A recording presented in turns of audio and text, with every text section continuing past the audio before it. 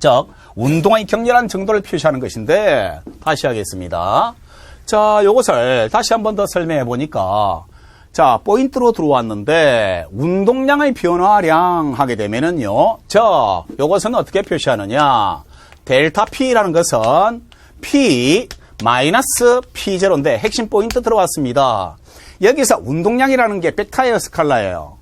벡터입니다. 그렇죠? 그러면 요렇게 직선상 한 방향이면 요렇게 써도 되지만 만약에 방향이 바뀌었을 경우를 대비해서 다시 한 번 더 쓸 수 있어야 되는데 P 마이너스 플러스 마이너스 P0라고 쓴다면 여기서 물리에서 우리 앞에 벡터 개념입니다. 마이너스가 뭐라고요?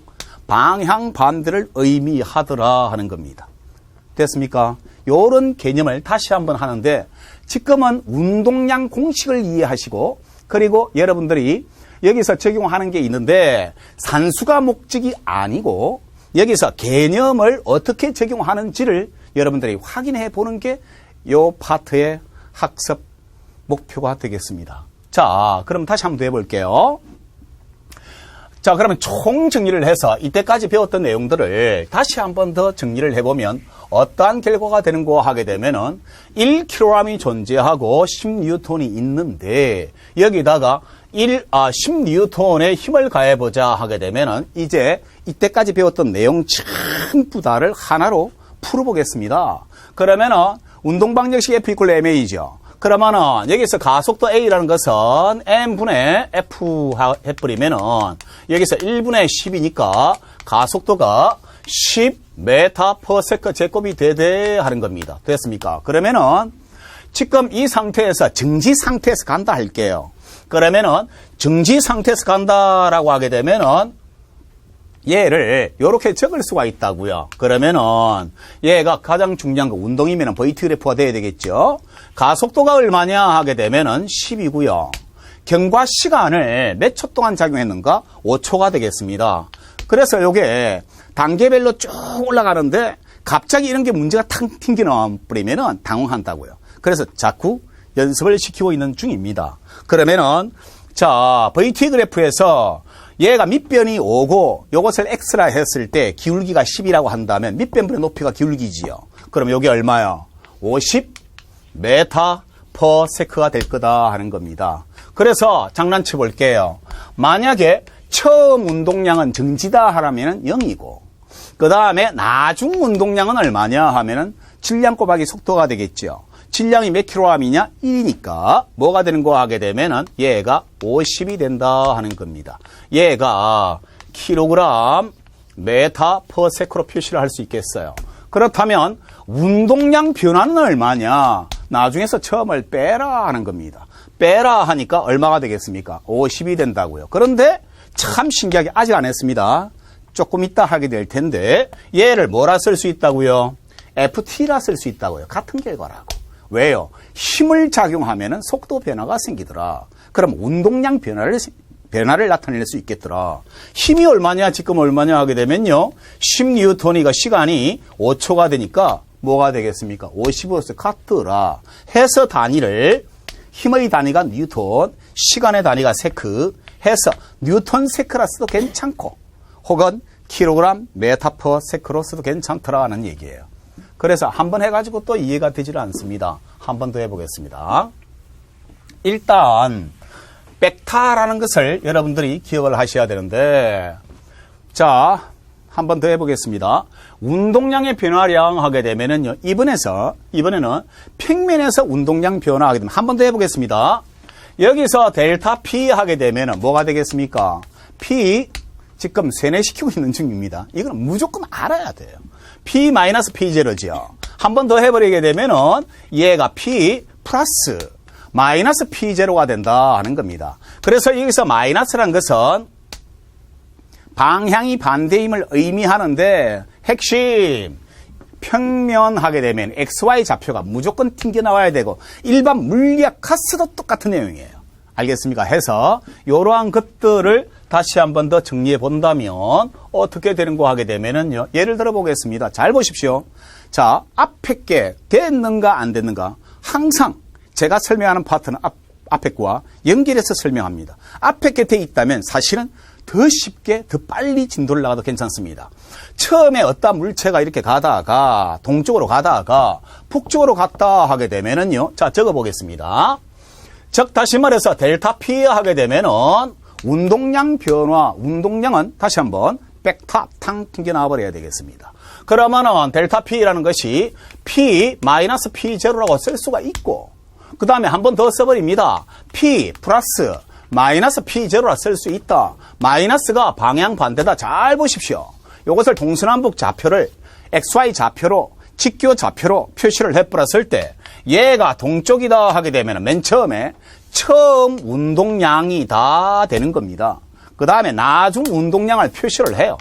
P라고 했습니다. 그러면은요, 요 상태를 여기에 준해서 우리 앞에서 배운 바와 같이 그대로 적용을 해버리면은 어떻게 되는 거 하게 되면은 좌표를 그대로 이동시키고 나중 운동량은 그냥 두고요. 처음 운동량을 방향 반대로 해보면 얘가 이렇게 된다고요. 특히 여기서는 방향을 아주 많이 묻습니다. 만약에 여러분들이 물리학 공부를 하시면서 조금 수준 있는 내용을 들어가 버리면은 운동량만은 방향을 아주 많이 고려하게 돼요. 그래서 이것은 마이너스 P0, 마이너스란 것은 방향을 반대로 했다는 뜻이에요. 그 다음에 얘가 나중 운동량인데 운동량 변화를 계산하십시오라고 하게 되면 이제 평행사변행 법칙을 이용하든 피타고라스 정리를 이용하든 찾아가겠습니다. 요거와 평행한 선을 긋고요. 요거와 평행한 선을 딱 그었을 때 운동량 변화량의 방향은 요 방향이 되고 요거의 크기가 운동량 변화량의 크기로 되더라 하는 겁니다. 자, 새로운 내용 전혀 없고 벡터라는 개념을 설명한 다음에 운동량 변화량을 표시를 했다는 뜻이에요. 자, 그러면 실전 요것을 숫자로 한번 봐야만이 내 몸에 익혀지고 요것이 물리학을 공부했을 때 와 닿습니다. 그래서 실제적으로 다시 한번 더 요것을 보겠습니다. 무슨 말이냐? 자동차의 질량이 존재합니다. 질량이 1000kg이고 141페이지인데 처음에 동쪽으로 10m/s로 가다가 나중에 북쪽으로 10m/s로 갔다. 운동량 변화가 얼마입니까? 나중 거 빼기 처음 속도 같네 0 하는 순간 다 틀려버렸습니다. 그러면은요 똑같은 방법으로 이것을 나타내게 되면은요 한꺼번에 표시하겠습니다. 이렇게 되겠네요. 그러면은요 요 방향으로 처음 운동량이 되고 요 방향으로 나중 운동량이 되는데 단 크기는 같습니다. 왜? 질량도 같고 속도의 크기가 같으니까 크기를 계산하면은요 질량 1000 곱하기 10 하는 겁니다. 그러면은 얼마가 되는 거 하게 되면은 얘가 1 곱하기 지수로 표시를 하겠습니다. 10의 4승. 3승에서 10이 있으니까 4승이 되겠습니다. 마찬가지로 이것도 1 곱하기 10의 4승이 되는데 중요하니까 이것만은 한 번 더 운동량 변화하게 되면은 P 플러스 마이너스 P0. 여기서 마이너스가 뭘 의미하느냐? 방향 반대. 그래서 방향 반대로 가겠습니다. 방향 반대로 한 요것이 얼마냐 하게 되면은 요 자체가 마이너스 P0로 나타내고 1 곱하기 10의 4승이 되겠습니다. 그래서 운동량 변화를 이렇게 표시할 수 있는데 평면상에서 계산을 해보니까 평행한 선을 그었을 때 만약에 방향을 묻게 되면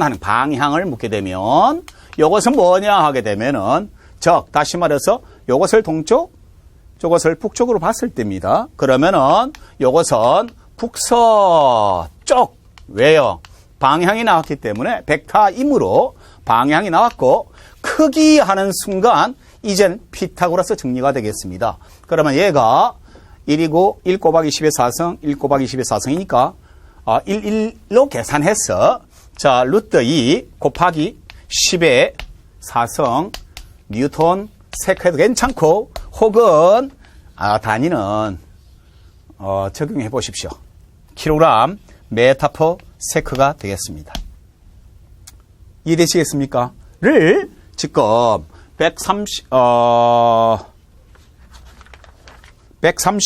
141페이지에서 설명을 다 했었습니다. 다음 자, 벡터 개념을 설명하고 있는데 마찬가지로 운동량이 벡터다를 여러분들이 이해하시면은 벡터차 개념으로 나타낸 것이다가 나오게 되겠습니다. 자, 다음 충격량 나오게 되는데, 자, 이미 한번 살짝 던졌습니다. 충격량 마찬가지로 여러분들이 암기를 하셔야 될 내용 중에 하나인데, 여러분들 142페이지 공식이 나옵니다. 별표를 치시고요. 암기하셔야 됩니다. 너무나 중요한 겁니다. 자, 충격량 I라는 것은 임펄스예요. 임펄스라는 것은 충격량 I로 나타내는데 전류도 기호가 I지만 그것은 암페어입니다.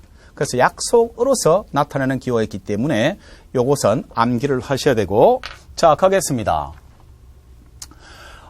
충격량 I라는 것이 또 나왔습니다. 뭐냐 하게 되면은 벡터입니다.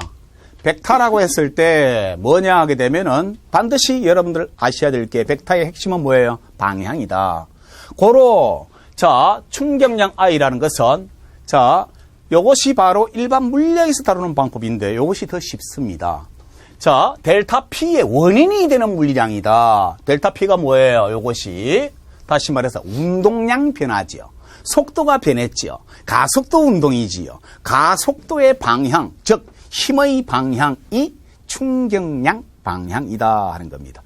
해서 운동량의 변화량의 원인이 되는 물리량을 우리가 충격량이라 하는데, 약속하기를 힘 곱하기 시간이라 하자. 그냥 FT라 적으니까 귀찮으니까 기호 I라고 적자 하는 겁니다. 자, 해서 충격량 I라는 것은 FT 뉴턴 세크로 적어볼게 하는 겁니다. 자, 마찬가지로, 자, 다시 한번 충격량과 운동량 변화인데, 자, 여기서 먼저 들어가겠습니다. 운동량의 변화하면은, 자, 운동량이 P가 있고 P0가 있겠습니다. 그러면은 변화하니까 일단 여기서 배웠습니다. 벡터지요. 벡터하니까 뭐가 되겠습니까? 얘가 P-P0, 얘가 델타 P다 하는 겁니다. 운동량이 변화하다 하는 거예요. 그러면 얘가 벡터인데 가만히 보니까 한 번 더 적어보자. MV-MV0로 적을 수가 있어요. 그러면은 질량은 변하지 않았는데 속도가 변했다 하는 겁니다. 가속도 운동이다니까 질량에 의해서 속도 변화가 생기니까 힘으로 들어가겠다고요. 아니, 괜찮습니다. 두 번째입니다. F라는 것은 MA라고 적고 한 번 더 M에다가 뭐냐 하게 되면은요, T분의 V-V0로 적어볼게 해서 요것을 앞으로 넘겨버리고 정리를 하니까 어떻게 되는 거 하게 되면은 얘가 FT, 얘가 MV-MV0로 적을 수가 있겠더라 하는 겁니다. 자, 그래서 요것을 이름에서 기호로서 I라고 적을게 하는 겁니다. 요것을 기호로서 어떻게 적는 거 하게 되면은 P라고 적고, 요것을 기호로 적었을 때 P0라 적으면 요렇게 될 텐데, 요거의 방향이고, 즉 힘의 방향이 충격량의 방향이다라고 하는 겁니다.